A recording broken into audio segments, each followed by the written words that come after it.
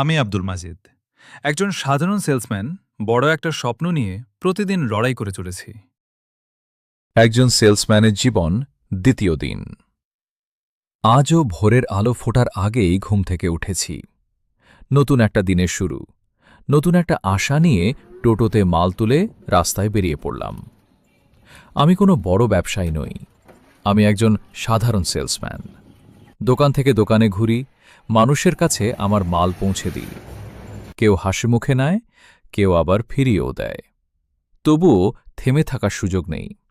রোদ হোক, বৃষ্টি হোক, গরম হোক বা ক্লান্তি, সবকিছুর মাঝেই চলতে হয়।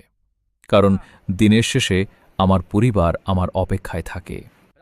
তাদের মুখের হাসিটাই আমার সবচেয়ে বড় শক্তি। আমার মাসে বেতন মাত্র 10 থেকে 12,000 টাকা। হয়তো খুব বেশি নয়, কিন্তু এই টাকাটাই আমার সৎ পরিশ্রমের ফল। তাই আমি এই কাজকে সম্মান করি এবং প্রতিদিন নিজের সর্বোচ্চটা দেওয়ার চেষ্টা করি। এই ভিডিওটা কোনো অভিনয় নয়, কোনো সাজানো গল্পও নয়।